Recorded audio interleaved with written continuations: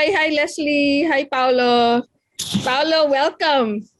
Congratulations and welcome to the Asia Society family. I know they sent us the profiles and, I've known you since Rare, but maybe you can tell us about kami ni Lesley about, your recent work and, where you are now. Well, first, thank you for the welcome. Really looking forward to joining the society. I'm currently the Chief Program Officer for Global Fishing Watch. We are a nonprofit organization that was started by 3 organizations, namely SkyTruth, Oceana, and Google.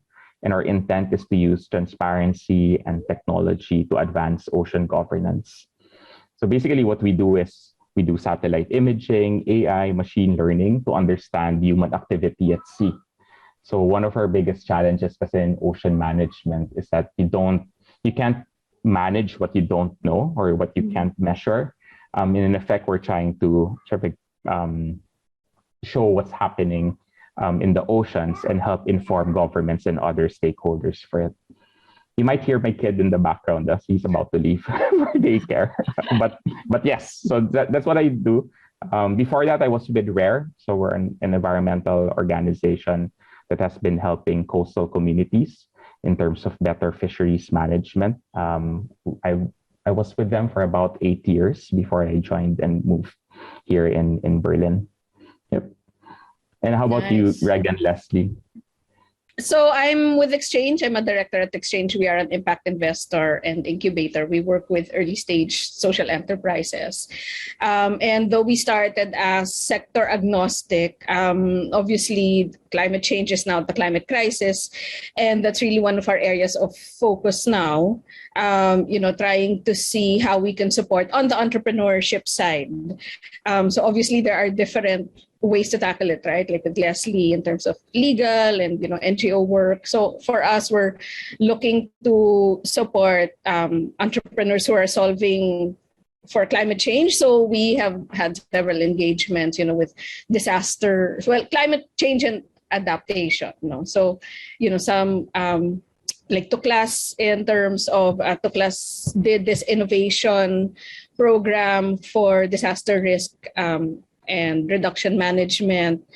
So some high-tech solutions, early warning device, early warning for the whole community, ganyan. And some things like, in the evacuation center where everyone is all the families are all crowded. And so there was a social enterprise that devised, their background was in interior design. And so they devised this design like a divider so that the families could have privacy, ganyan. So that's one. And then we've done incubation for entrepreneurs working in plastic pollution.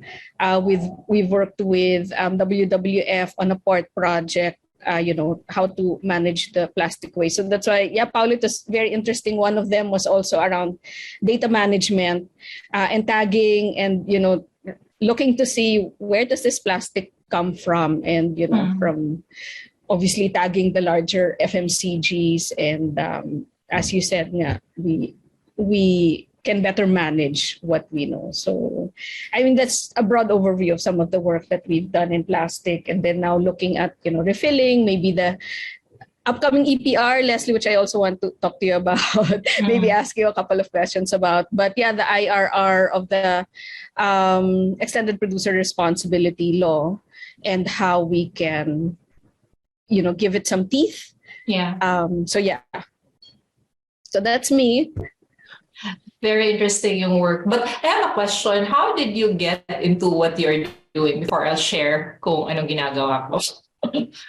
Did you just decide na you look at sustainability and entrepreneurship and si Paolo naman on oceans and transparency?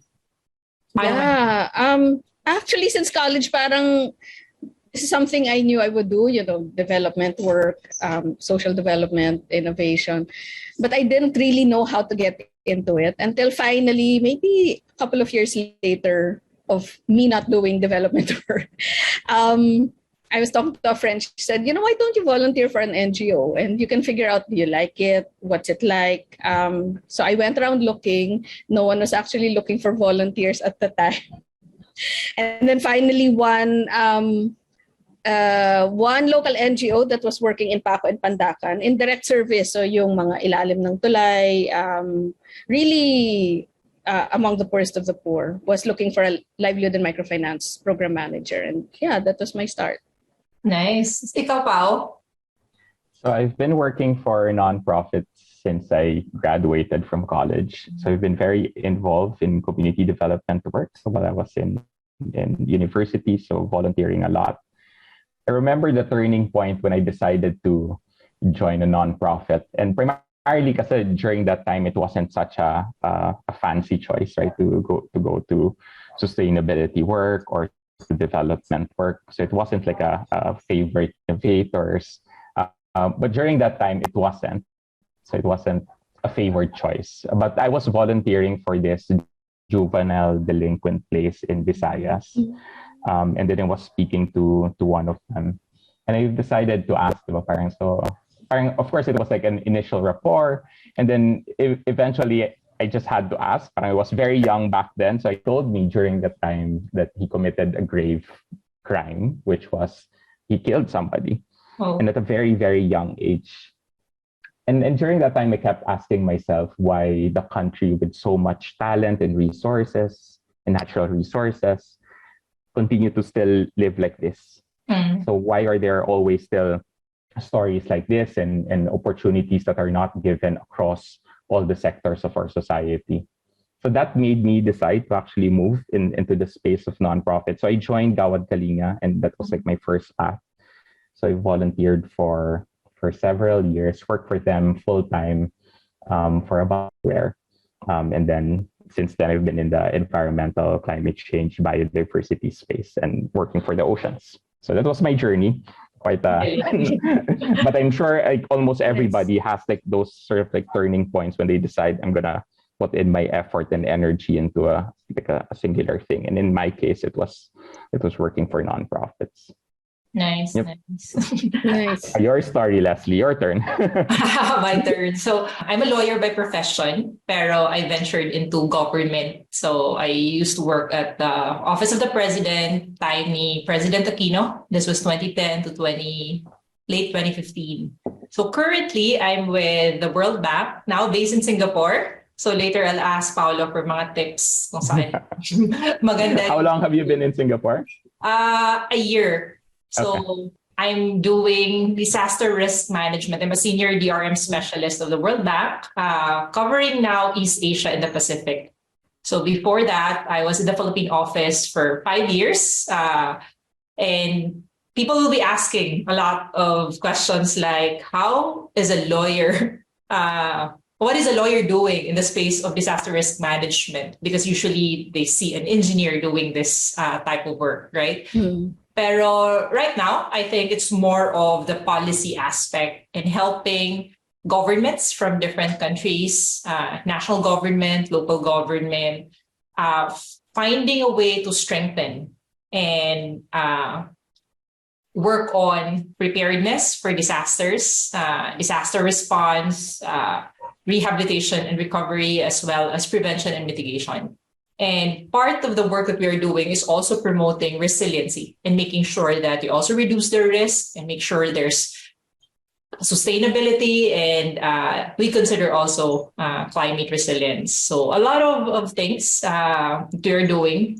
And then the interesting part is you get to do not just the core disaster risk management aspect of the work. There's also financing. There's also branching out into the urban and tourism development sector. We're also doing marine plastics, and then a lot of environment and blue economy. So later on, maybe we can see where we find our commonalities and then how we can help each other also in what we do. Yeah, and that's really one of the things that I like about Asia society. I mean, the people I meet here, because even if we're in different sectors, or in this case, we're in more or less the same sector, it's great, these great conversations, to bounce off ideas, and then seeing how we can collaborate. Just curious, Lesley. I mean, because you talked about policy, no, and that's one really lever that we're constantly looking at. Though we have said that policy is not really in our wheelhouse, but policy is a driver of wholesale behavior change. Does that, have you seen that actually work? And in the case of governments, is that more, I guess, is there an imperative on their side, or is it more inertia? Curious lang. I don't know if this is on the record or yeah. Yeah. So interesting you asked, because if I'm wearing my government hat, usually people in government, especially the national government, office of the president, the mindset has always been, we draft guidelines, we draft issuances, executive orders, administrative orders, and we hope that people follow it, right? Yun yung mindset na gagawa, susundin ng mga tao. But the challenge there is we need to get people who are not just up there, right, in central government or in Malacanang or in the legislative branch, because we need people with experience so that the practical considerations, the challenges on the ground, people who will be affected by these policies gets a voice. They get consulted. So I think kailangan natin yun. While this is a major lever to be able to drive things, whether it's economic activity or it's part of enforcement because you want something done, kailangan natin to be more open. And that is where, when I joined the bank, I could see that. Because before, when you're up there, when you're so busy doing the day-to-day work, what you think you think is the best, parang, this is the best alternative, this is the best option. And if you graduated from this school and you're a lawyer, you feel that you have the monopoly of knowledge. But the real challenge in getting the policies implemented and making sure we get what we want out of those policies and we get people to follow is to really try to address some of these challenges that your policy are looking at. And how do you bring in people, right, to buy in? Both a bottom-up and a top-down approach. Right. Yeah. Paolo, parang you're gonna say no, I was just but mostly because what I do is really government engagement and policy work. So I've been doing that for RARE and currently for Global Fishing Watch. Part of the things that we've been just doing is about this role of like policy diffusion, where we try to get like countries adopt certain policies as it relates to ocean management and ocean governance. So I'm just interested from Lesley's point of view of like, you used to work for government, and I'm sure there are some decisions that are critically time sensitive, that while most governments really encourage and sort of embrace the practices of good governance in terms of participatory and being transparent and hold themselves accountable, there are decisions, especially maybe in the space of disaster risk, that you'll just really have to make quick decisions, right? So how is it different from like a bank who's, of course, much more, who's responsive, but at the same time doesn't carry like the weight of immediate decisions, which governments actually most of the time have? Strangely, you can see the parallelisms, World Bank or the banking, multilateral development bank, and government, because the bank in itself is also a bureaucracy and an institution. It doesn't bear much weight in terms of if you decide on a certain policy, it doesn't mean that people die, right? When there is a major disaster and government doesn't act on it, or government will take a long time to respond. But I think to some extent, the work that we do in disaster risk management is also supporting governments. So as simple as, I'll take the example of the Philippines. So during Typhoon Odette, this was sometime December 16, December 17. So I got a phone call from the Department of Finance saying, we have an existing standby loan facility. There is a very strong typhoon. It was labeled as a super typhoon.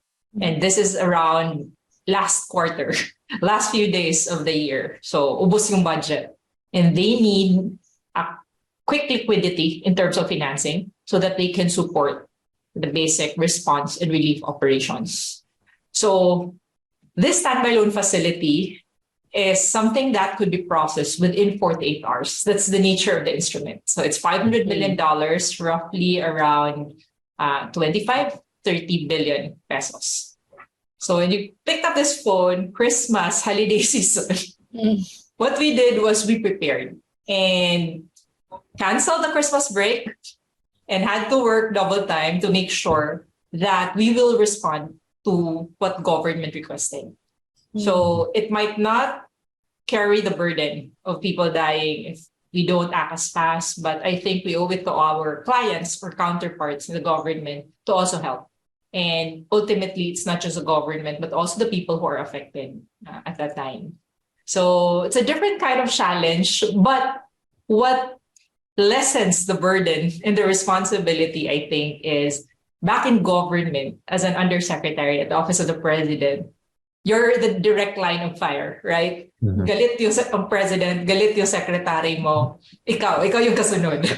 So there's a level of burden and responsibility versus when you're in the middle of the food chain or not so high up there in terms of the management hierarchy of the bank, then there's some window because there's somebody higher than you.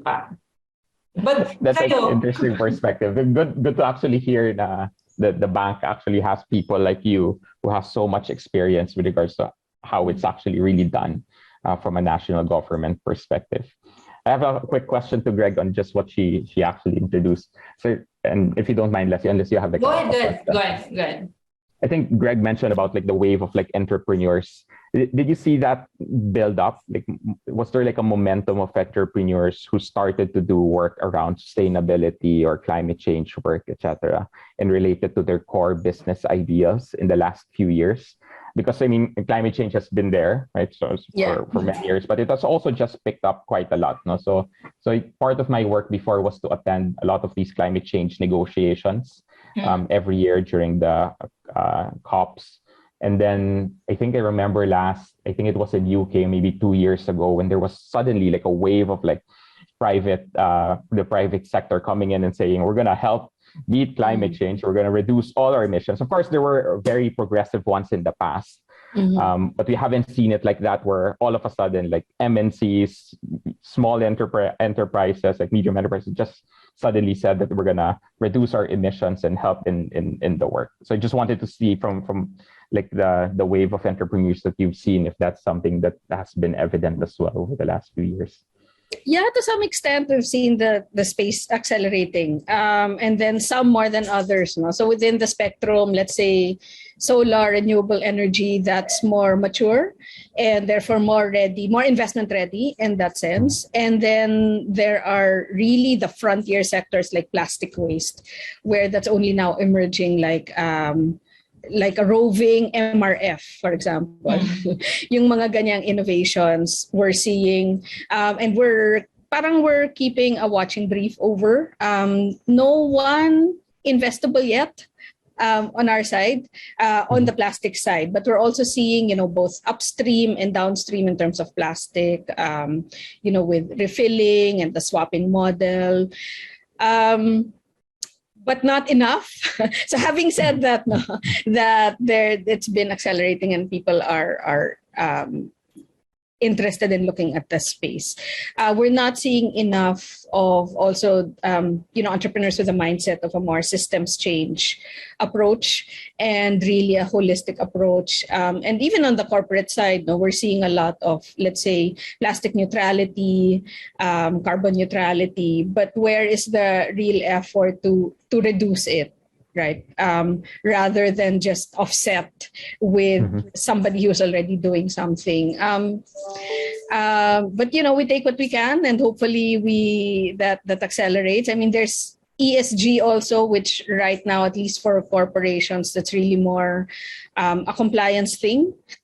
And hopefully, with entrepreneurs, it's a little more challenging to be reporting on these things. So our interest really is who is out there with an entrepreneurial solution trying to solve these problems. And like I said, there's a lot. No, there's the greenhouse gases, there's the pollution, there's what else is interesting? Yeah, so on the disaster risk side, actually that group of interior designers, sayang they decided not to pursue. So we're also seeing a lot of this, no, parang especially people in science who are, for example, we were working with a scientist, he has a PhD in materials, nanoscience and material science.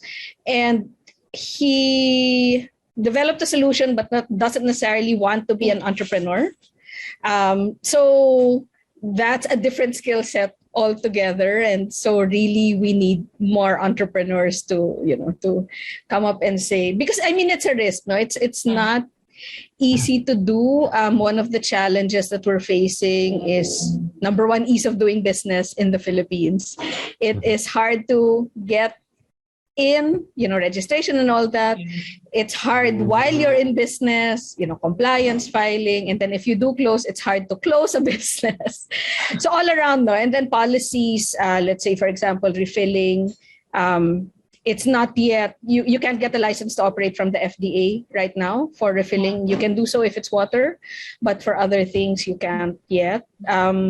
So they're really in a frontier sector, in a sector where a lot of the value chain, the supply chain, and policies have not yet been developed. So it's really the brave and the bold who are entering the space. Yeah. True. But Greg, follow up sa question ni Paolo, how are you seeing an uptake in terms of younger entrepreneurs? And kung wala pa, what are some of the things that we can do, I think, to increase this young people wanting to go into this field, and then also supporting sustainability, climate change, marine plastics? Yeah, no, that's a very important question. So a lot of the ones that we're seeing are young, actually, because it's also the young who are more, to use the term, woke. They're more aware and they want to vote with their wallets. They want to really vote according to their values. And a lot of them end up starting these enterprises. But it's also a challenge when you're fresh out of college and you don't have necessarily the experience on, building a team and putting up systems. Because one thing also we're seeing is that it's different. A lot of them are bootstrapping, of course. That's in the beginning, no, but also not building for scale. So it's different how you build a mom and pop operation versus your build for an operation that you want or intend to scale. Iba yun, iba yung policies, iba yung basically everything, right? And so it would be good, to your second question, if there are mentors to help them along the way, they're always in need of technical assistance, from the, just the operations side, HR, legal, and then even within law, diba? There's tax law, there's labor law, there's IP. So they need all the support. And then, that high level where we come in as the investor, more strategic, helping them think through operational challenges. So yeah, how can we help? Let's start young, education-wise. Let's foster a culture of entrepreneurship, that it's okay. I mean, in the same way, Paolo, that you were saying, diba, na NGO work didn't used to be so sexy or fancy, diba? Yeah. Same for, although ngayon, social entrepreneurs, I think everyone now wants to be a social entrepreneur. Yeah.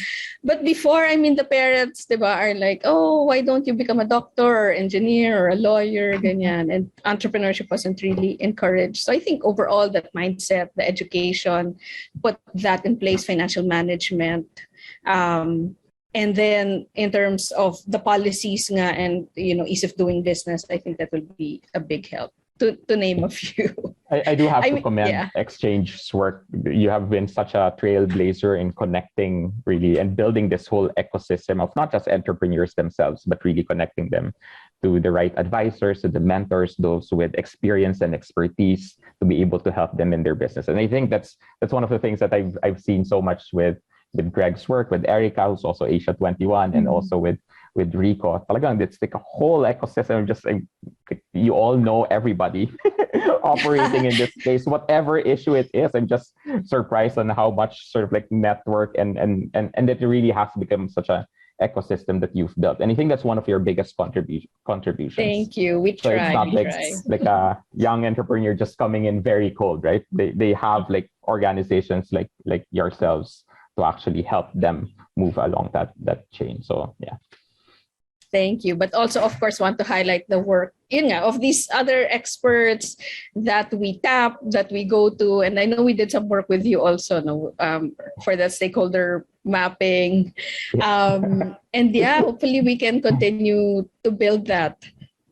Yeah, that's one of the things, Lesley, that I do with Greg and Erica and Rico. If I need to know somebody, I just message them and say, "Do you know anybody working on this?" And then they'll have like a whole directory and list of people that not just acquaintance, but really people that they have been involved with, which is just amazing. And I'm assuming that's also what Asia. I mean, I'm very new to the society. What also provides, no? So I've been traveling quite a lot, and then I've met like several people. A quick message like, "I'm here," land, etc. I mean, some of those didn't materialize, but. I met somebody here in Berlin who's part of the class, who's like a entrepreneur, big sort of like company that's been in existence for 10 years, but they really do good work. And I'm assuming that's really what Asia21 also tries to foster, no? Right. Able to connect and yeah. I think I just have like one insight before I lose this line of thought. I think both of you also operate in that where you're both providing equity or debt or loans or support, technical advice, grants, etc. to governments for the World Bank, and then for entrepreneurs for Xchange. Mm-hmm. That was too obvious, but I just realized it. We're both operating in that space. Yeah. Yeah. So maybe capital casual, is needed.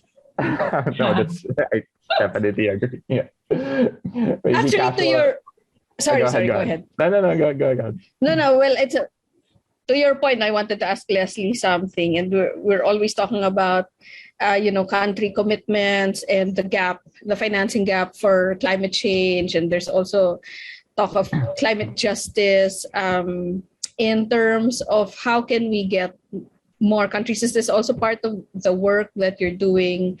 The country contributions.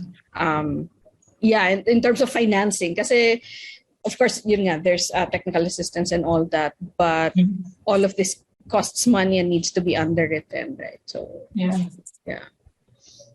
I think it's crucial right now. We're talking about climate financing. It's sexy and there's so much money out there, globally, regionally.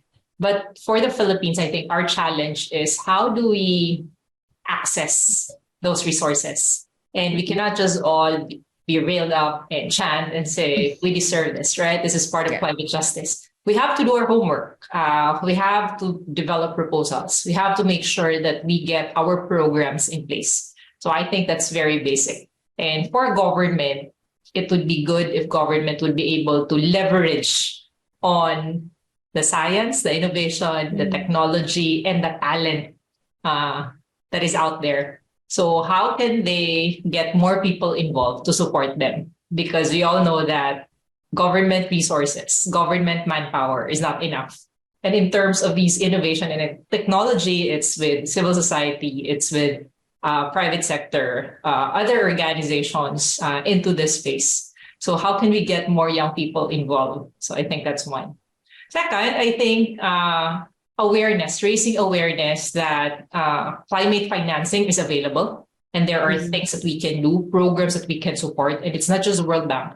There's a lot of other organizations out there. It's also understanding what each organization needs, whether it's the Green Climate Fund or bilateral organizations with available resources, or developing some of these innovative financing instruments that could also be helpful in doing climate adaptation programs or climate mitigation activities. But again, I think we need more people who will do the fun, exciting uh, and innovative ways instead of the boring, the usual uh, programs that we have.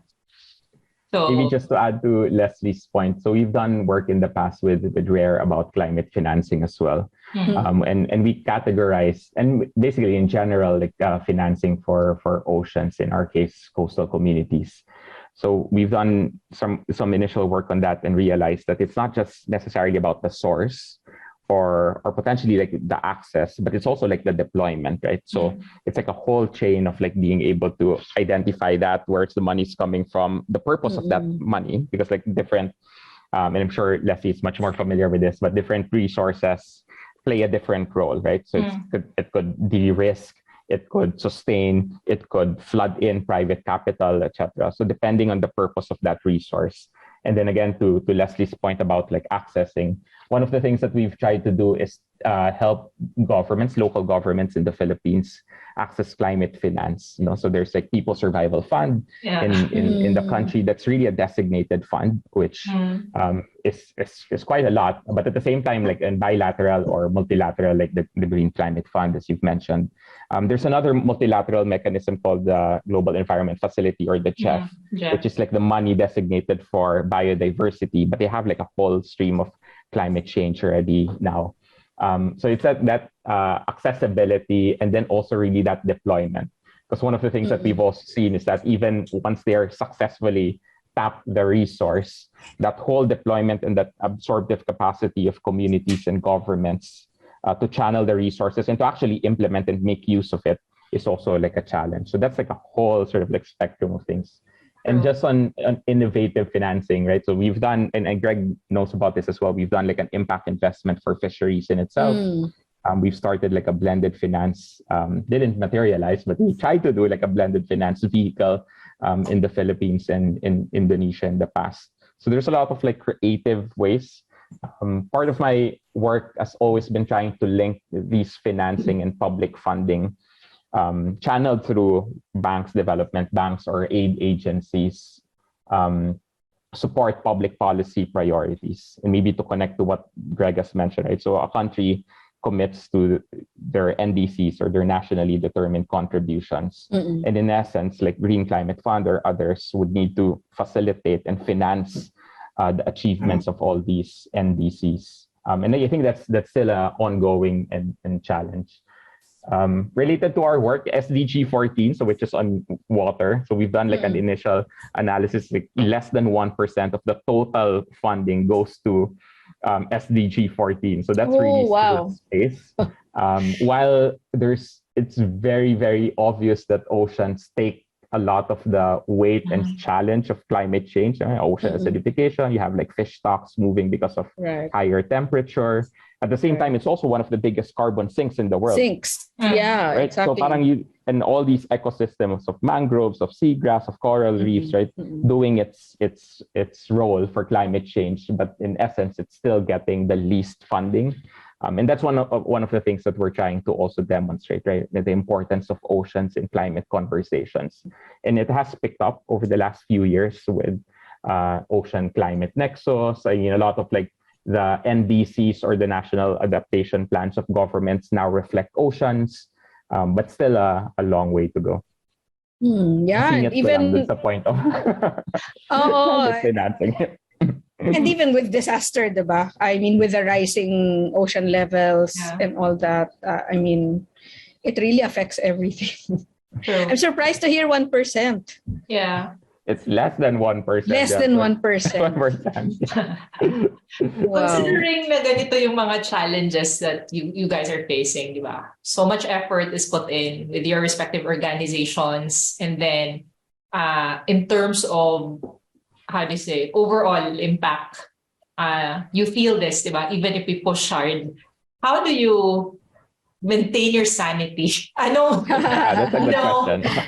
Paano question ito? Where do you turn to when you get so frustrated, even if you're doing all out in your respective organizations? Do you also turn to colleagues from Asia Society do some cocktails or beer session. Kulang. We should do more of that in Asia Society. But yeah, pwede rin.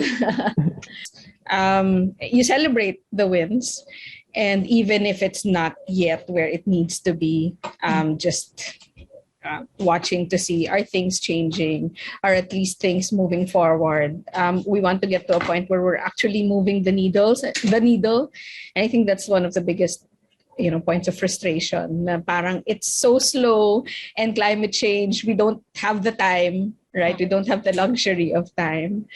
And then I guess more on a personal level, just connecting with friends, family, unplugging. Although hirap, because even if you take a break, when you come back, there's so much work. Then you end up working just as hard anyway. So, I mean, it's an ongoing challenge to find the balance.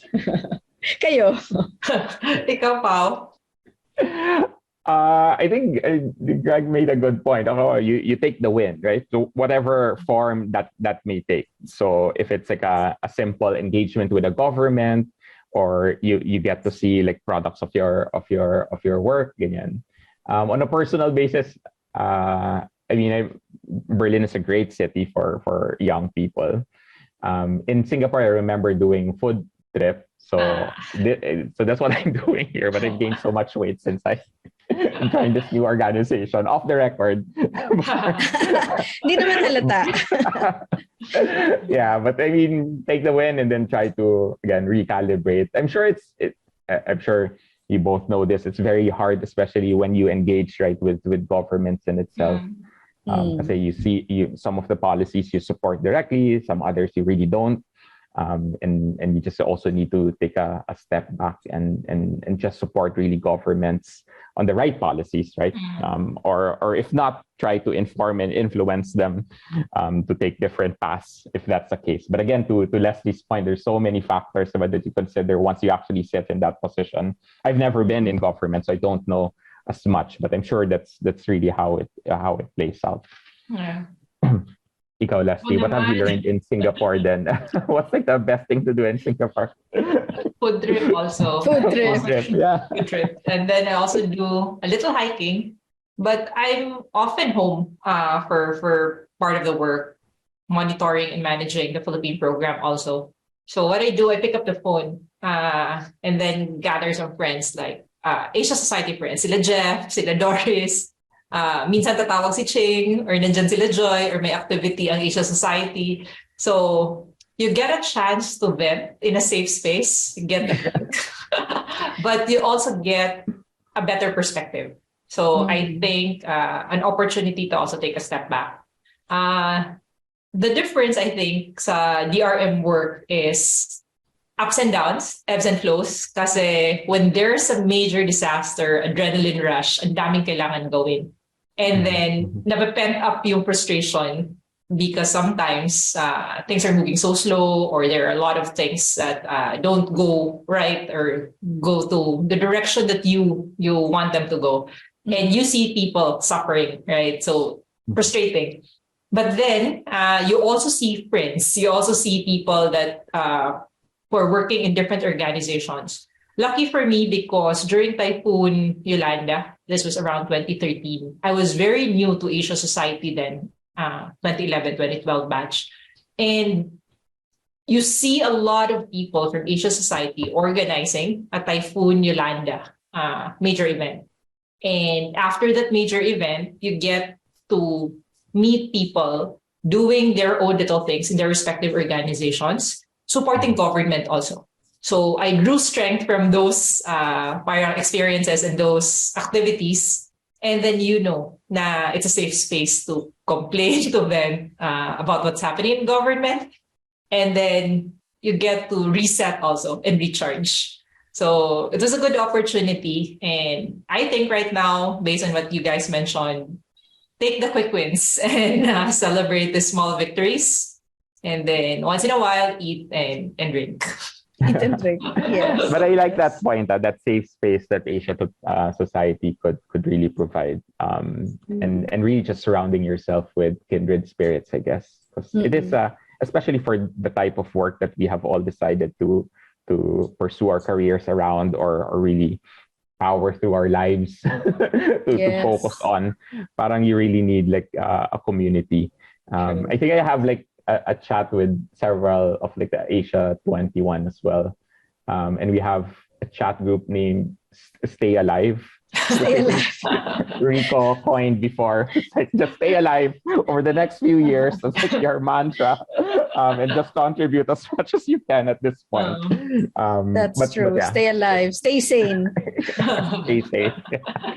True. Yeah, I think, that safe space and knowing that you're not alone. Knowing that others are going through challenges also, and that there are other good people doing the work that you're doing, or even if it's a different sector, but basically that there are other people, there are others. We're not just the crazy ones. Or maybe we all are the crazy ones. Maybe Asia society related question. What's one of the most memorable experiences you've had over the course of a decade for both of you? Wow. I'm sure there's a lot. There was an intimate conversation for Asia society lang.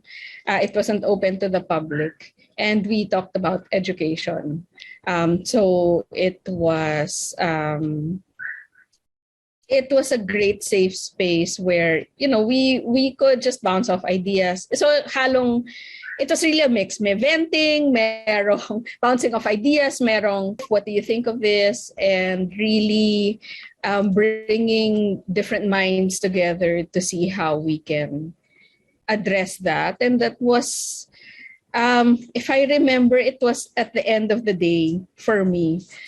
And parang I felt at the end of that conversation, what a great way to end the day.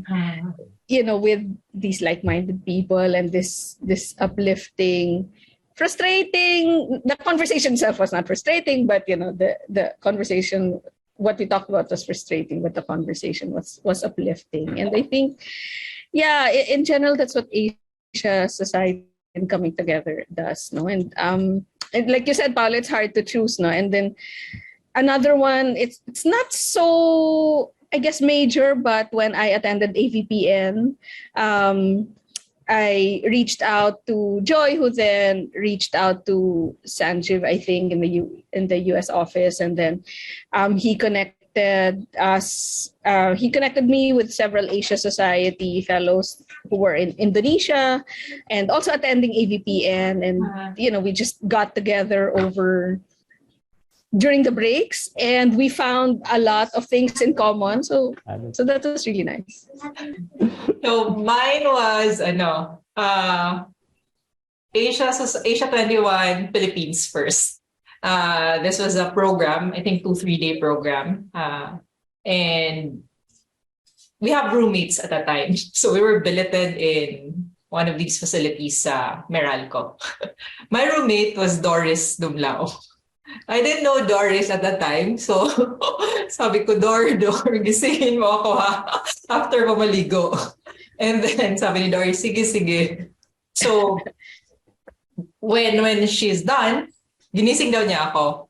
But I couldn't remember na ginising niya ako. So, I ended up attending the session very late. When I entered the room, there was Senator Bam Aquino and I think Maria Ressa. And then when I entered the room, in-announced ni Bam na let's all welcome the very late Lesley Cordero. So I thought she had my back, right? But it was a fun week and break the ice. And from that time on, parang it's nice to rely on Doris for several things. Even if she's doing media and I'm doing other things, there's always that parang friendship as well as camaraderie because of that. What happened? Fast forward when we went to India because we had our conference in India at that time. Mm-hmm. So, okay na kami ni Doris. Then we started bonding with other people. Nandun sila Jeff Tarayaw ng One Meralco Foundation. And I knew Jeff from another conference. It was Ayala Young Leaders. But when we went there, buddy. So we cut a few sessions. And then we drove 4 hours to Agra for Taj Mahal. And another 4 hours back. So I think these are good experiences. You don't just talk about work stuff. You also enjoy sightseeing, bonding, knowing and getting to know family, friends, of colleagues or batchmates. A few years after, when there's a major disaster, you know that you can pick up the phone, and some of these people will be there to help government, to help in the kind of work that you do. And it all started with those memorable and fun stuff, kahit nakakahiya. You weren't caught when you left for 8 hours or more. Nagpaalam kami. So when we came back, Ching was so mad.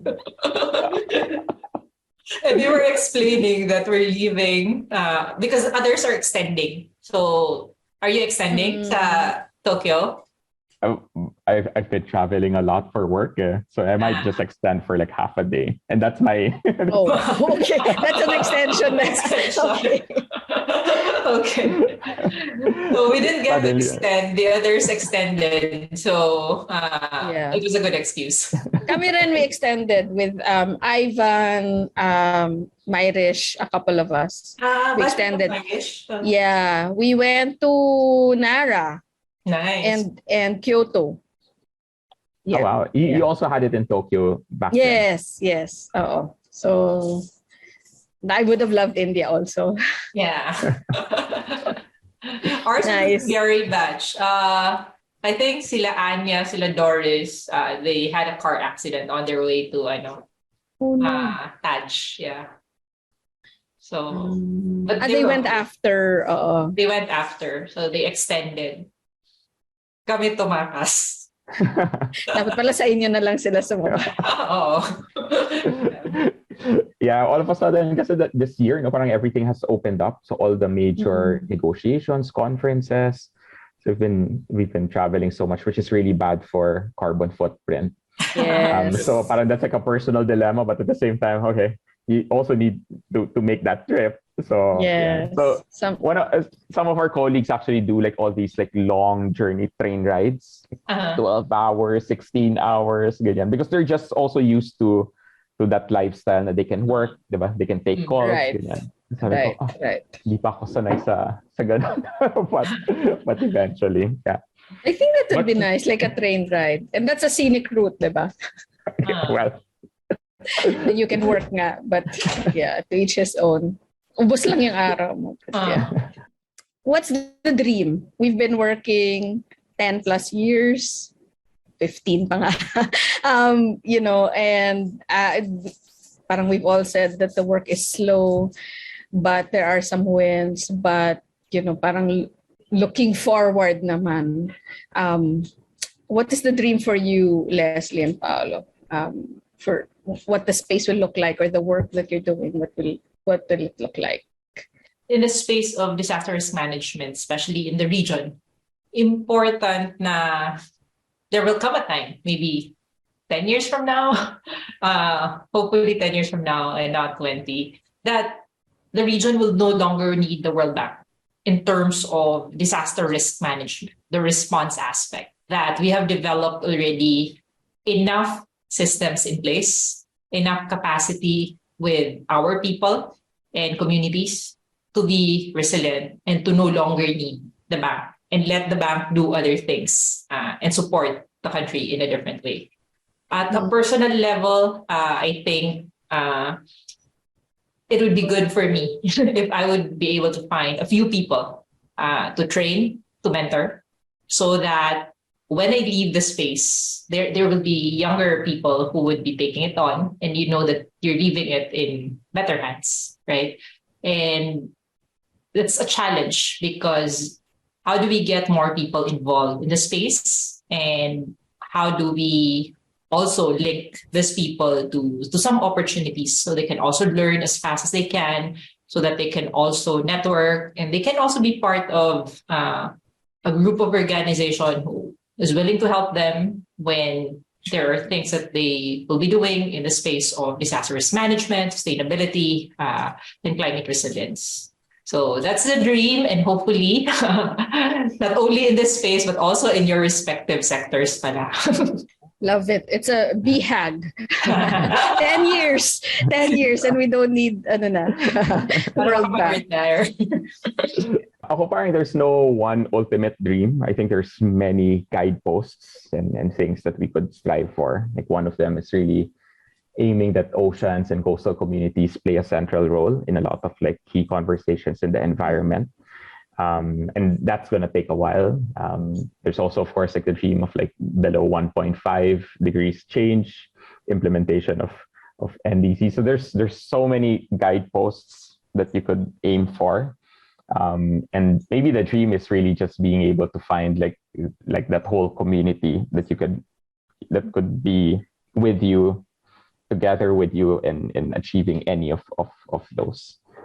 So there's a lot of work to be done. So people, as long as you're surrounded with like-minded and kindred spirits, also really passionate to move that forward, regardless of like what that end direction will look like. Make that journey worth it. Yeah. For me, it's similar. Like really, sorry. Yours. Yeah. Like a robust ecosystem where everyone has come together. So like you were saying, Paolo, parang we've really been working on that. We can't say yet it's robust, but hopefully that all comes together. And I don't know if you've been following, the tech scene in the Philippines. We're parang in many conversations, we're not part of the conversation. We're not in the radar. A lot of international conferences, when they talk about Southeast Asia, that's Indonesia, Vietnam. Philippines, not so much, no? Hindi na pag-uusapan. And so in terms of attracting capital, that kind of, we're getting some attention on the tech side, on the commercial side, and hopefully we see that same acceleration in the impact space. We're also working to develop more angel investors, because it's the angel investor that really comes in early, takes the risk. It's not a matter of patient capital it's just a matter of time when your money comes back. This one is you can really lose it. But they're the ones who are underwriting the innovations and the experimentation. So we really do need more of that. And that's the dream. Of course, more entrepreneurs, but also more investors so that we can define and develop the business models that will really scale. Well, you both are inspiring. Thank you for the time. This has been great. And to the audience, I hope you enjoyed the conversation as much as we did. And thank you. Thank you for spending the last hour with us. Thank you both. Thank you for everyone who watched this. Thank you. Bye, everyone.